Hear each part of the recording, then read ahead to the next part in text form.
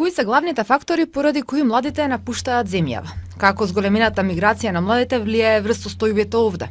Дали државата има начин да ги задржи, но и да ги врати младите високообразовани луѓе назад во Македонија?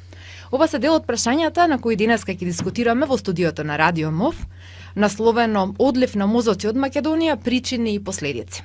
Гости денеска се Калинка Габер од Прогрес Институтот за социјална демократија, Росица Колева, ќе речам исиреник во Германија, меѓутоа ќе предискутираме малку подоцна, Христијан Куневски од Центарот за европски иницијативи. Ви благодарам на сите што дојдовте во оваа дискусија. Темата е актуелна последниве години. Оние кои што не слушаат, сакам да им порачам дека активни ќе бидат хаштаговите Си одиме и Радио МОВ, доколку имаат коментари или прашања, слободно можат да ги постават, а ние потоа да ги поставиме до нашите гости во студиото. Официјалните бројки во земјава за бројката на исирени лица па се непознати. Со оглед на тоа што пописот последен ни е направен во 2002, она што го знаеме се парцијални податоци, така според евиденцијата на МВР, само лани се исириле околу 78.000 лица. Според некои податоци од Светска банка, до крајот на 2013 година од Македонија се исирене околу 630.000 луѓе, додека па Евростат пресметала дека од 1998 до 2011 година Македонија напуштиле околу 230.000 лица.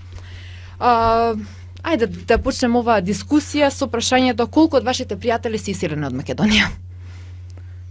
Росица? Да почнам јас, да, може. Многу. Многу со тоа што значи, добро, јас морам да се вратам малце некое време назад. Јас уште во средно завршив во Скопје, во Јосип Брос, меѓутоа 3-та и 4-та година бев дел од програмата за меѓународна матура и некако целта на таа програма, иако е сама по себе, значи да ни помогне ние да влеземе во некој систем на образовни вредности што се малку поинакви од нашите тука, меѓутоа главната цел беше откако ќе завршиме да имаме некаква си признаена диплома што ќе ни овозможи полесно да се запишеме во странство. Така што мене уште тогаш ми започна таа приказна со пријатели, блиски, другари уште од средно што се иселени од Македонија, значи плански, со цел студирање надвор. Така. И некако тој број тогаш не беше толку голем. Тоа беа само некои луѓе кои инсистираат да студираат во странство, меѓутоа како проаѓаше времето, јас на пример студирав во Македонија до дипломски студии. Меѓутоа како поминуваше времето, значи јас бев при крај со моите додипломски студии, тука се одлучив дека за постдипломски сепак би отишла негде надвор. И почна да постепено да се зголемува бројот на моите познаници кои идат надвор на последипломски студии. Значи првиот рез беше во започнувањето на факултетот. Да. А вториот веќе постдипломските студии. Постдипломски студии, за после тоа некое време да бидам повторно во Македонија, да работам таму, па известно време да живеам и да работам во Германија, каде што сум уште е сега on-off, не сум постојано таму. Имам и причини за доаѓање овде, во Македонија, меѓутоа сега се соочувам во ситуација кога некои од најблиските мои пријатели се комплетно иселени. Значи, моментално јас имам многу малку блиски пријатели кои се во Македонија. Кои живеат овде. Калинка, каква е кај вас состојбата? Јас сум една друга генерација, веројатно. Така. Малку поустара. Мојата генерација е онаа генерација што во еден момент се врати од странство во Македонија. Меѓу кои сум и јас. Јас, значи, завршив факултет надвор и 2002 година се вратив тука со целиот ентузијазам, младешка жар, нели, за промени, за прогрес, за личен влог во општеството. И работите се одвиваат така што се одвива и општествено, и индивидуално, приватно и сето тоа. И сега сум сведок на една работа што мислам дека е многу пострашна. Мислам еднакво страшна, сите, секој со својата планина и својот товар, но ја доживувам многу пострашно, а тоа е дека огромен дел од оние луѓе, од оној контингент на луѓе што студираа надвор, па се вратија со целиот ентузијазам внатре, во Македонија, сега повторно одлучуваат да си одат. Значи, го имаат искуството на стигнато образование под едни други правила на игра со еден друг квалитет надвор, вложиле дел од себе да го пренесат тоа тука, сватиле дека тоа не функционира, не може, дека нема причинува сатисфакција, дека се соочуваат со разноразни сопки во процесот на давање себе, или што ја знам, не успеале, секој од различни причини, не се доволно платени или што год, и после во еден момент одлучува да се вратат назад. Тоа е неповратно изгубен капитал. Човечки ресурси кои што тие луѓе нема никогаш веќе да ги добиеме. И мислам дека тоа е многу пострашно. Ќе дискутираме подетално во текот на оваа дискусија за сите овие проблеми.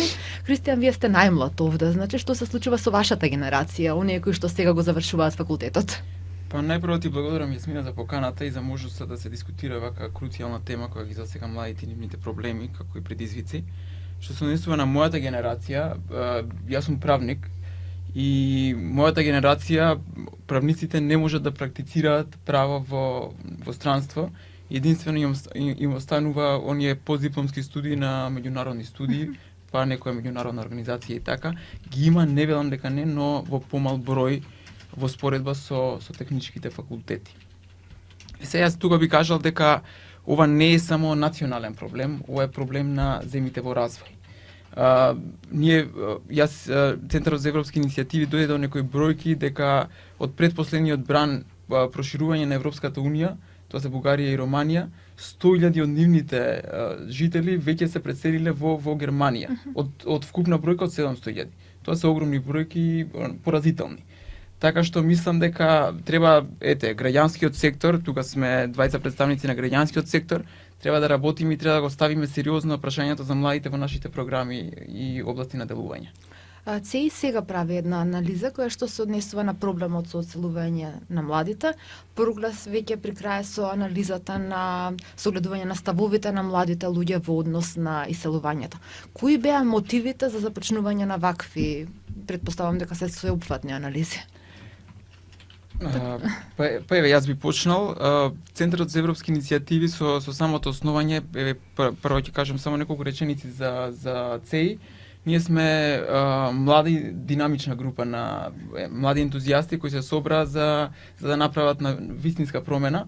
Ние ги земавме уште при самото основање младите како таргет или мислам нашиот фокус центар. Така и првото истражување ве токму за иселувањето. Точно така. Првата дебата која направивме пред сега веќе месец дена се однесуваше на актуелните предизвици со кои се соочуваат високо образуваните млади кадри. Значи ние го земавме тој помал примерок на високо образувани млади кадри и мотивот беше токму тој, масовното иселување на млади интелектуалци или популарно наречениот brain drain проблем. Од ова ние ќе зборуваме и покасно за пронедоците или наудите од дебатата, но можам да кажам дека беа горе-долу воедначени младинските проблеми. Каленка? Нашето истражување се фокусира, односно ние се обидуваме да видиме дали постои некаква корелација помеѓу младинските политики и иселувањето од Македонија на млади кадри. Бројките нормално емпириски докажуваат дека постои иселување и сега ние сакавме да видиме дали постои некаков линк помеѓу политиките, квалитетот или неквалитетот на политиките и како причина за овој тренд на иселување. Првичните податоци велат дека и покрај тоа што некако јавност сме бомбардирани, да кажам, со информации дека постојат различни видови секторски младински политики, не знам дали во сектор на образование или во сектор на вработување, или култура, на живот, спорт и така натаму. Податоците говорат дека младите не се запознаени со постоењето на овие политики.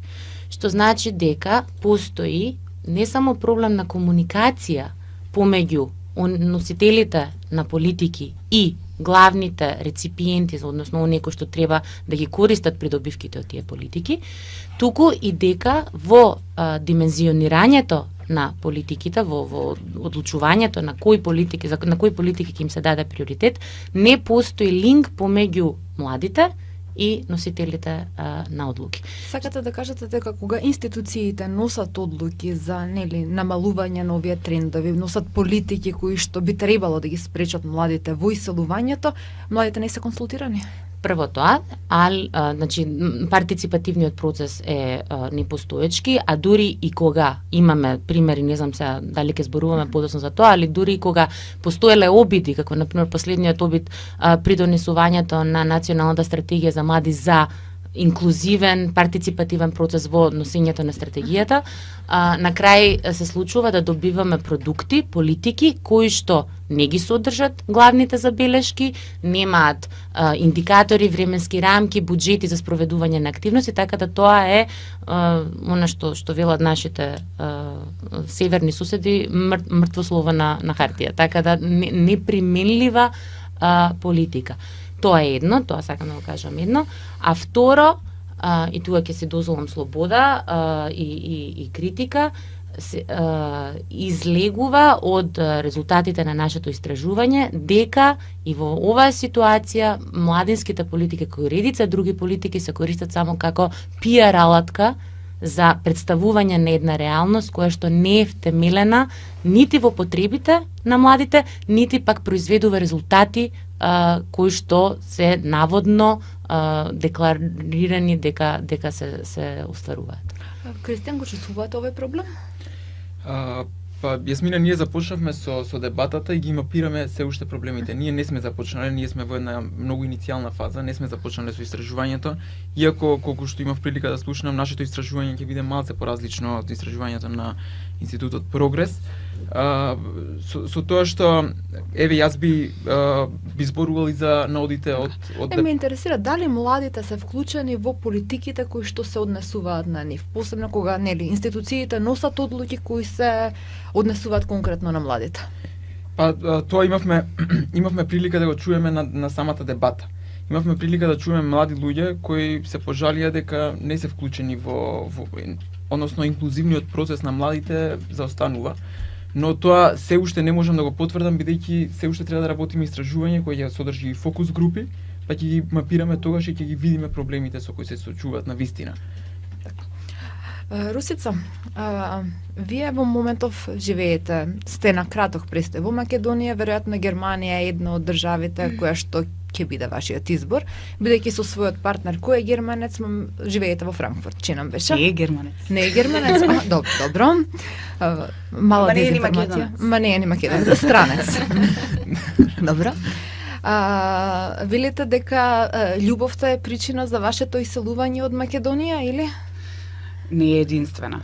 Значи, не можам, тоа така би звучало многу како да поддржувам некој што имаше малца контраверзни изјави на во наводници репрезентативен примерок неодамна. Значи, јас со мојот партнер се запознав во Кембридж. Значи, ние се запознавме на постдипломски студии во една сосема поинаква средина и нашите размислувања за понатаму воопшто не одеа кон тоа да ние евентуално се вратиме во нашите земји од каде што потекнуваме, односно не беше тоа клучно за ние да продолжиме да функционираме. Сега ние сме малце во различни области, тоа е во финансии, а јас сум во работа со лица со попреченост, односно мојата професионална и лична цел е да се подобри вклучувањето на лицата со попреченост во општеството. Така, во Македонија завршивте на Институтот за дефектологија, да. А потоа продолживте со едукација, чинам беше значи, тоа смерот? беше инклузивно образование, беше смерот во Англија. И имаше еден интересен момент кога бев во Англија, многу од моите пријатели таму, меѓу повеќето беше модерно после тоа да се отиде во, не знам, Сиера Леоне или во брегот на Слонова коска и таму да се прави, да се помине да речеме една година, некое истражување или на пример да се работи и слично. И сега мене ми рекоа Русица, еден другар конкретно вика, одлична можност за работа во Ivory Coast, баш беше. Вика, со луѓе со аутизам. И јас му реков, викам, Мико, финец беше, викам, фино тоа, меѓутоа јас треба да се вратам едно време у Македонија, зашто се не е баш Ivory Coast, ама некои проблеми си ги има тука, така што Македонија, например, на многу луѓе кога им кажувам, да речеме, со кои сме студирале заедно или сме работеле, дека јас имам намера да се вратам, обично од странците реакцијата е као, вау, тоа ќе ти биде супер, као да ме ќе можеш да направиш промена, едно друго го гледаат како една поледно подречје, каде што се плодни ваквите интервенции за развој. Мислам, факт е дека Македонија и тоа како има потреба од Да, луѓе да. кои што знаат да работат со лица со попреченост и од дефектолози. Но, зошто ве губиме? Кога дојдов тука, јас повеќе пати, во неколку наврати имам враќање. Првото враќање ми беше од Англија во Македонија, значи во 2011 година и тогаш ми беше поставено прашањето као добро, зошто дојде? Ама ајде, тогаш бев уште млада, условно речено, требаше да се испробам тоа што сум го учела во теорија, да го испробам во пракса и као тоа беше окей.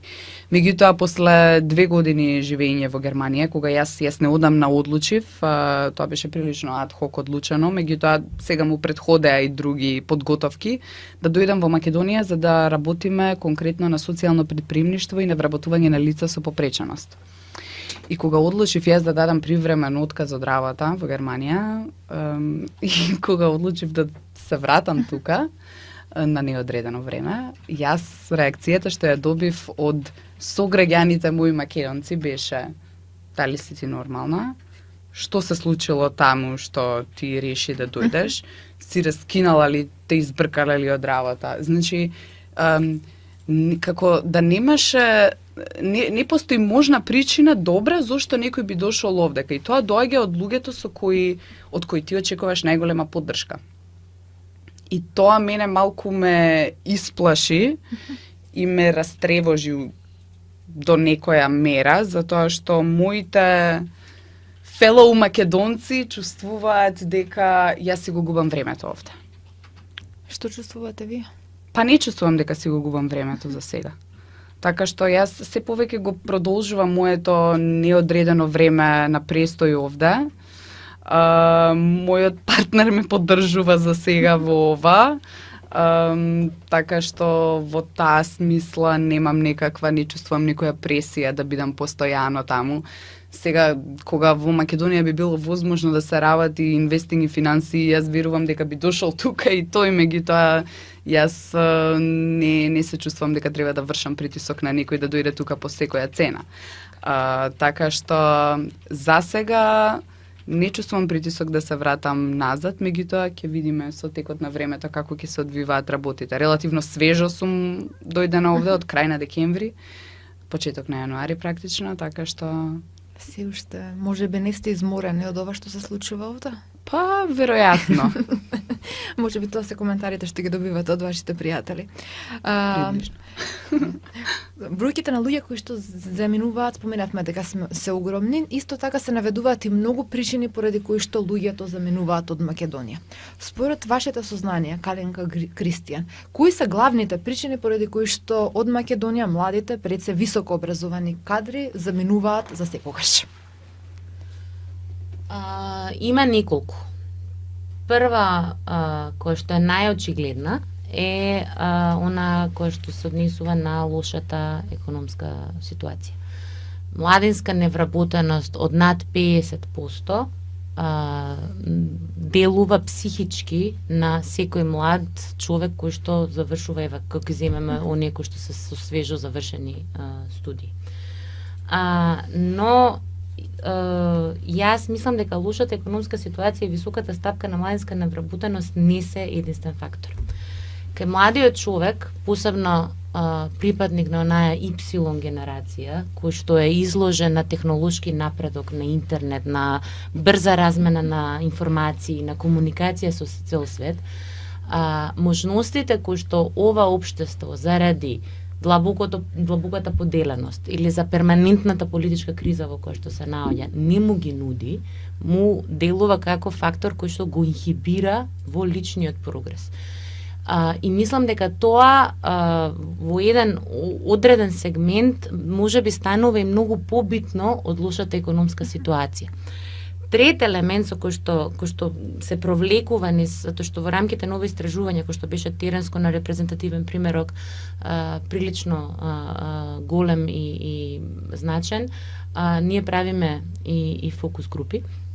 Трет елемент кој што се провлекува низ тие фокус групи со млади луѓе е тоа дека младиот човек во Македонија денес не е доволно уважен или дека не е уважен до нивото на степенот на кој што сака да биде. И тоа се провлекува и кај средношколците и кај студентите, визави нивниот однос со професорите. Се провлекува и кај оние млади професионалци визави нивниот однос со институциите. Тука се враќаме на моментот на партиципативност, инклузија, прифаќање или согледување на потребите на младите при креирањето на политики, например. И, значи, тој момент дека не се доволно вреднувани, почитувани како составен дел на општеството, како се вели, на contributing factor, што го викат, ми простите ли сепак образованието уште си го печам од англискиот. Така да тоа е дополнителен фактор и дека тие заради фактот дека нивните лични карактеристики, способности или нивното образование не се вреднува, а на сметка на тоа влегуваат да некои кои што имаат некоја друга во наводници додадена вредност, а тука во модерната наша актуелна терминологија значи партиска книшка од некоја владеачка партија, тоа страшно ги фрустрира. И во еден момент голем дел од нив, истражувањата покажуваат, неформалните контакти исто тоа го потврдуваат, дека они викаат, добро, јас ќе си ги, ако треба, дури ќе ги симнам моите очекувања од сам себе, иако сум образован, со искуство вакво такво, ќе се договорам со сам себе и ќе прифатам дури да одам на некаква пониска позиција, ама да бидам во странство каде што имам можност да се изразам, и второ што е многу битно, имам некаква перспектива, дека може да стигнам некаде на друго место. Не затоа што млад човек е нормално дека не сака да се задоволува со некој статус кво. И во тие моменти, во овие моменти Македонија не ја нуди таа перспектива дека со работа, со труд, со знаење, со вештини, со образование, со инвестирање во себе може да се искачи на скалилата професионални, не зборувам само за никаква финансиска надокнада за тоа што се прави, него професионални и она што значи квалитет на живот, дека нешто се случува. А Кристијан, дали овде важи правилото дека секој кој што е образован, кој што е вреден и работлив, ќе успее? Дали младите веруваат во тоа? Па види, јас не мислам дека механичкото движење треба да се сопре, ниту говорниците сметаат дека треба да го сопреме. И Македонија од секојаш била миграцијско подрачје каде заминувале многу луѓе, па се враќале и така натаму. Сега младите некогаш го имаат и тој субјективен фактор. Младоста и страста од една страна имаат потреба за нешто ново, а од друга страна е објективниот фактор општеството што треба да им возможи некаков напредок и некаква сатисфакција во крајна линија. Кога да одговорам на твоето прашање, слушнавме од наудите на дебатата дека повеќе од представници на релевантни државни институции, дека повеќе од 50% од невработеното население го сочинуваат младите, што е поразителен факт.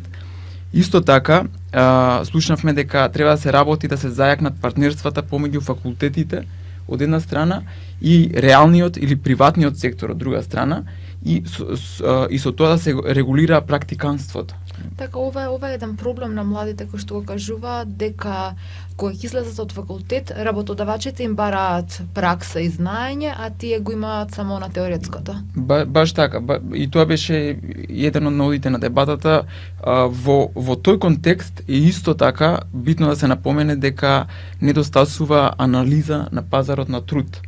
Односно кои кадри треба да се вработат на одредени работни позиции или работни места.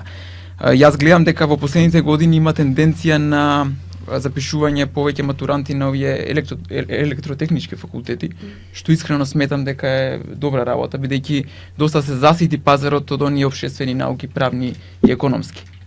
И сега само би додал дека еден од побитните наводи според мене беше и преголемиот број на матуранти кои се запишуваат на факултетите, како и беше симптоматичен квалитетот на добиеното образование во високообразовните институции.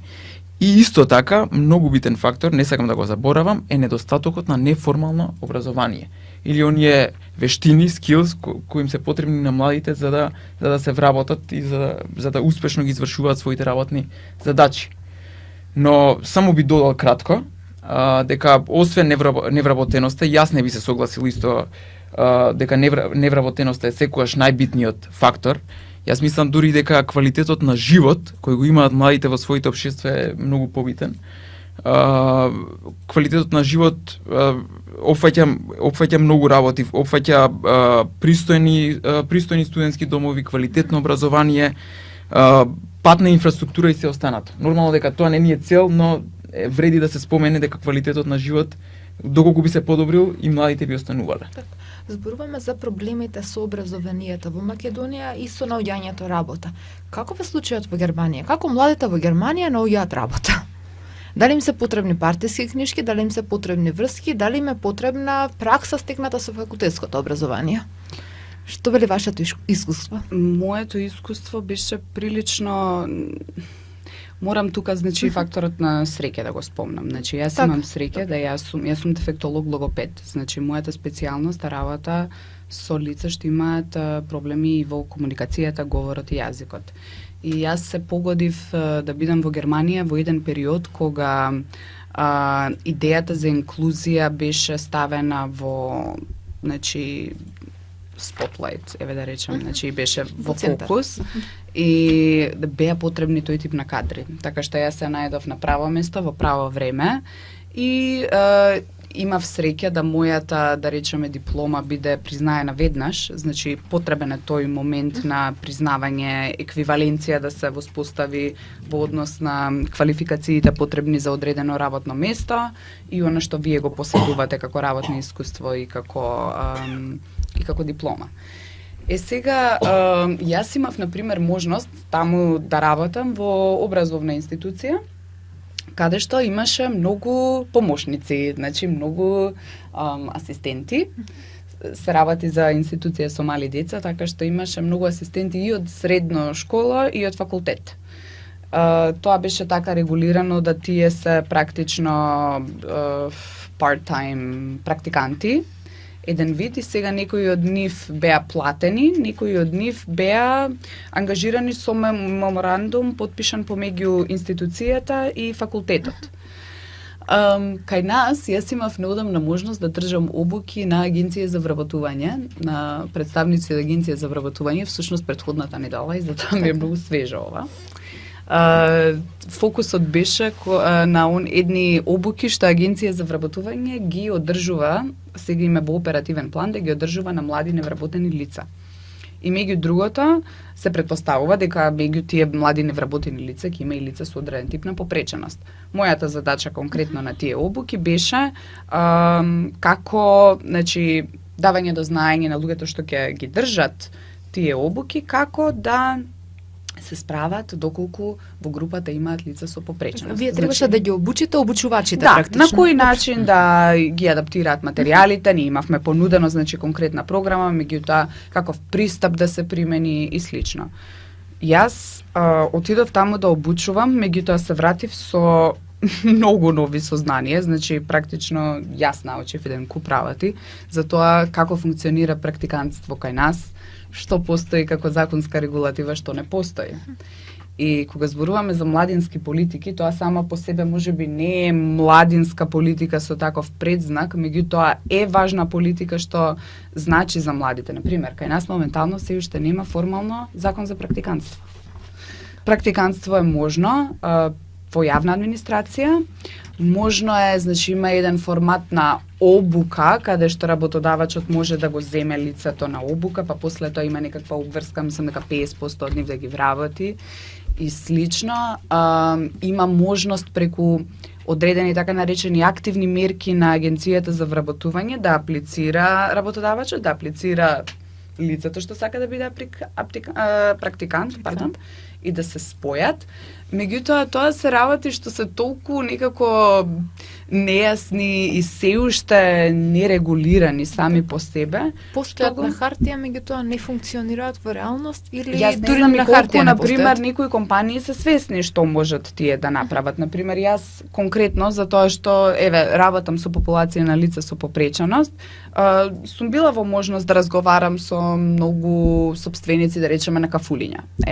Услужна дејност е многу често, значи таа бранша, индустрија е место каде што, например, во странство можете да сретнете многу луѓе со попреченост каде работат. И јас сум разговарала и тие, например, не знаат, не се свесни, вика, па како јас сега можам да земам некој на обука? Или да ми биде практикант? Или да го земам да биде волонтер? Значи, едноставно нема сознание за тоа што се нуди и за тоа што понатаму е потребно за да се подобри онаа транзиција од образование во работа. Така.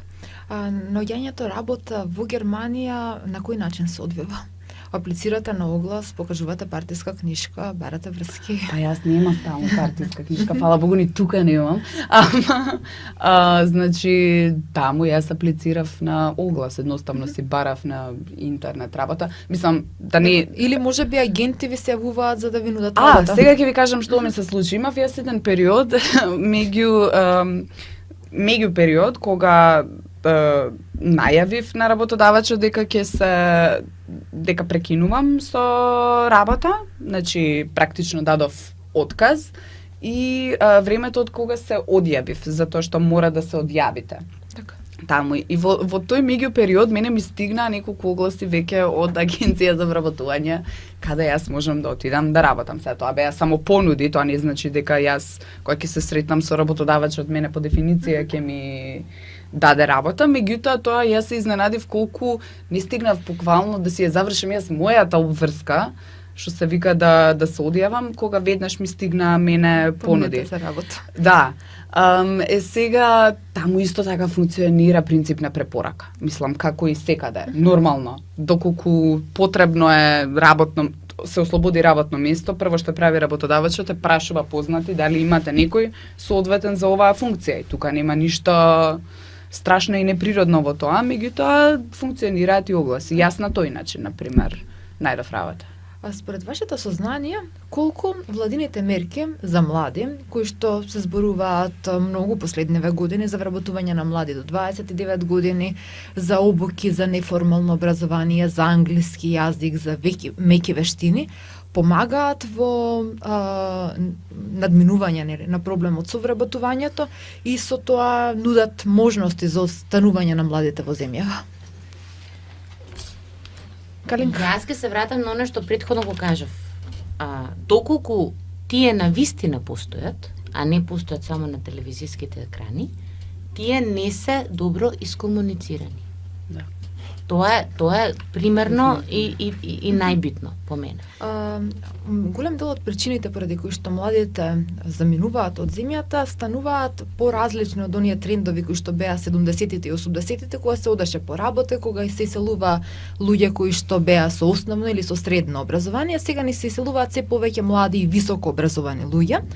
И тоа дури поради работи како што се иселување за почист воздух, иселување во земји кои што имаат функционални институции, меѓутоа и луѓе од маргинализирани заедници кои што, како што се ЛГБТ лицата, можеби кои што сакаат да имаат простор за изразување и прифаќање од заедниците во кои што живеат.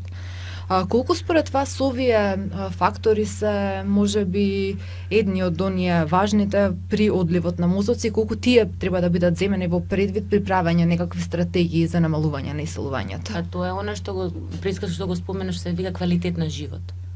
Тоа е тој квалитет на живот. Тоа е дали јас ако сум мајка, самохрана мајка во геј заедница, припадник на ЛГБТ заедницата, и тука сум вон сите патриархални хетеронормативни стандарди, и не можам никако да се изразам, а при тоа сакам алтернативна музика, а тука никој не ми доаѓа на концерт, мене апсолутно ми е битно каде ќе растам.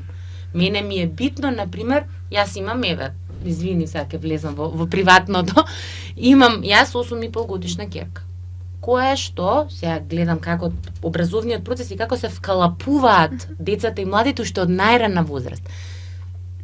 Како образованието ги тера да размислуваат во страшно ограничени рамки. Што е семејство? И сега семејство е мајка, татко, дете, ќерка, син, уствари синот е секојаш поголем, син, ќерка помалечка, куче и маче.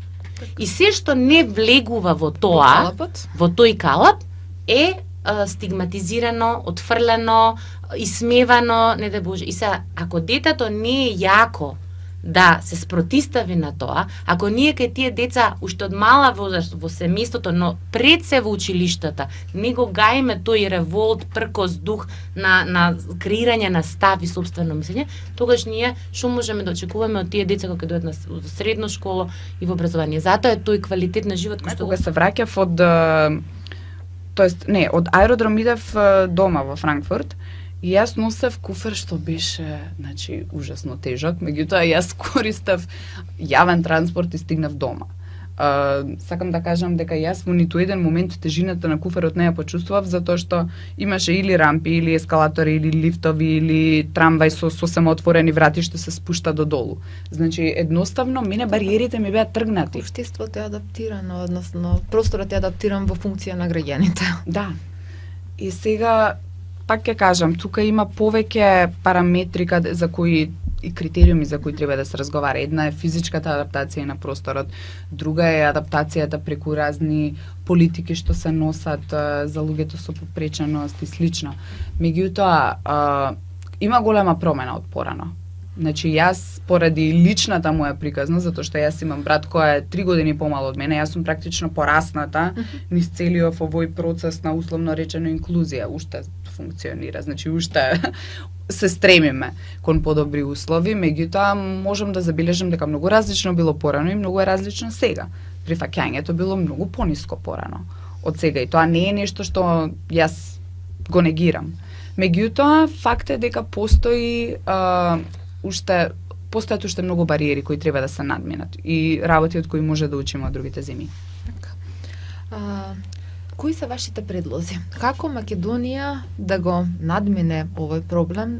Од една страна е позитивно тоа што дел од луѓето заминуваат од земјава и потоа се враќаат да ги споделат своите искуства.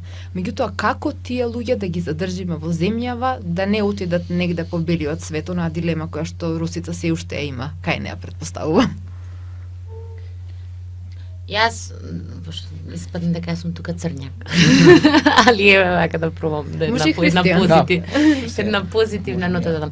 Јас мислам дека треба да се поздрави, дека треба да бидеме свесни за исчекорот кој што е направен во изминатата година-две од аспект на потребата на младите да бидат чуени и да бидат вклучени во институциите, во општествените текови, во процесот на креирање политики во све. Тоа мислам дека треба да се поздрави, заради тоа што сето она што го поминавме ние изминатата година, начинот, например, на хоризонтално организирање на студентскиот пленум, начинот кога протестите со кои што они застана зад барања кои што беа политички, не партиски, и оддекот кој што тоа го имаше во општеството, тоа мора да се поздрави и треба да се негува и треба да се подхранува, заради тоа што мое лично верување дека добар граѓанин е секој активен граѓанин, а секој активен граѓанин е бунтовен граѓанин, така да јас почнувам со малава моја дома и ја оставам да се расправи, да се кара, заради тоа што така се гради духот. Тоа е едно. Второ, мислам дека во процесот на ова генерално општествено политичко ослободување се отвараат вентили кои што низ кои што ќе може ова незадоволство да се канализира. Незадоволството на студентите, незадоволството на средношколците со екстерното тестирање, незадоволството на луѓето, на студентите кои што живеат во домови со условите во дома. Значи, веќе тоа се дига на едно друго ниво каде што генералното ослободување предизвикува и индивидуално и мислам дека тоа е многу добро. Мислам дека треба да се пофали притисокот на секторски чинители во граѓанскиот сектор кои што работат на определени фокусирани теми, како што МОВ, како што Националниот младински совет на Македонија, значи кои што се фокусирани во одредена тема и они инсистираат и вршат постојан и континуиран притисок. Градењето на коалиции трајни или адхок коалиции по одредени прашања. Така да мислам дека тоа е едно као мозаик од неколку работи кои што треба да се продолжи и треба да се надгради за да конечно младите го добијат просторот кој што им следува и кој што го заслужуваат, а тоа не е само формално партиципативност некоја, туку и вклученост во спроведувањето и во корекцијата на политиките кои што ги носат во нивно име. Кристијан, накратко. Па јас и пред малку кажав дека младите почнаа се почесто да се наметнуваат во јавниот дискурс, не дека досега беа пасивни, но сега во последниве 2-3 години се многу поактивни од порано. Сега во однос на тоа што го кажа, јас би додал само дека сум како среќен. Како државата да ги задржи младите? Да, само да го кажам дека сум среќен што има почна некои општини во некои општини почна да се формираат и младински совети кои имаат советодавна улога и тоа на некој начин е добро зашто младите го кажуваат тоа што го мислат. Како да се задржат младите? Ќе спомнам во таа конотација имаше една меѓувладина конференција во Берлин која за Западен Балкан се однесуваше и таму беше потенцирана потребата да им се каже добре дојде на младите научници во своите матични земји. Бидејќи тоа беше споделено од страна на МАНУ, ние имавме така една дебата и видовме дека практично истраживме и некои мерки кои некои земји ги преземаат и видовме дека најголемите земји од кои се иселуваат млади луѓе имаат веќе преземено мерки во таа насока. Јас би ги поделил во 3 политики, само накратко би кажал. Една е формирањето на мрежи од диаспората, односно млади луѓе кои заминуваат и носат бенефит за земјите од кои заминуваат, но би се задржала на 2 многу поинтересни, тоа се мерките за привремено враќање на младите луѓе. Оваа мерка се однесува на тоа што државата им нуди, конкретно Кина, им нуди на своите научници да работат и надвор, но и дома. Така да практично ти има 2 работни места со давање на грантови и така натаму. Значи практично ги стимулира да се вратат дома и уште една политика е исто ја спроведува Кинеската академија на науки и уметности. Таа е 3та политика со која младите или така наречена политика на 100 талентирани млади, со која младите се враќаат, а со тоа им даваат атрактивни истражувачки центри, грантови за истражување, места кај што можат да истражуваат, едноставно се прават во нивна можност за да ги задржат, да се вратат. И тоа мислам дека е изводливо и ние да го правиме, само нормално дека треба да има иницијатива и да се зголеми точно буџетот, што ги тангира младите научници, сега пак во овој контекст на високо образовани млади луѓе. Так. Русица, која од овие мерки вас трајно би ве вратила во земјава? Од овие мерки? Значи, или може би некои други предлози. И Русица би ја земале за колку години се млада. Не знам, ја имам 35 и уште се мислам млада. Ето, добро, супер. Не, значи поради кои причини вие би се решила да се вратите во земјава и да останете овде? Што би ве задржало вистински во Македонија?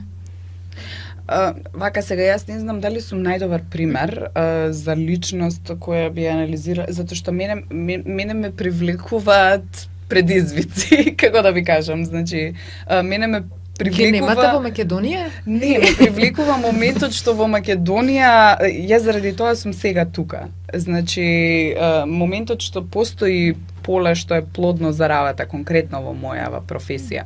И јас сум тука затоа што сум почувствувала дека нешто недостига и дека мислам дека можам да се најдам баш на ова место во ова време. Меѓутоа, едноставно поддршка кога ќе дојдат овде.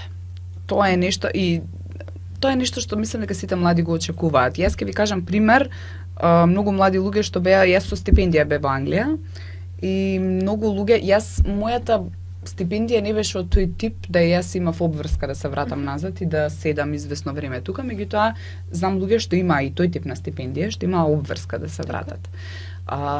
Проблемот беше што тие се вратија на толку, мислам, на работни позиции кои беа не би рекла тривијални, меѓутоа и нив им беа давани работни задачи кои не соодветствува со нивното образование? Да, или се преработуваа, условно речено, за некоја плата што, мислам, не е ни онака, не покрива основни стандарди на живење. Така што, значи, односот према оние во кои сте инвестирале, да отидат да се образуваат и од кои очекувате да дојдат назад, малку да се подобри. Значи, плански тоа да се изведе, затоа што навистина можете да имате корист од тие луѓе. Ќе ви кажам прост пример. Кембридж програми, така ги нарекуваат, се воведоа во образованието. Еден куп мерки се воведоа во образованието. Јас лично познавам многу, сега не знам точна бројка, меѓутоа во моја генерација, генерации 2 пред мене и генерации 2 после мене имаше луѓе што се образуваа во некои од најдобрите универзитети од светот, токму во поле на образование. Можете да погледнете колку од нив, а доста од нив се вратија во Македонија, барем 1 или 2 години, колку од нив беа консултирани при градење на политики во образование.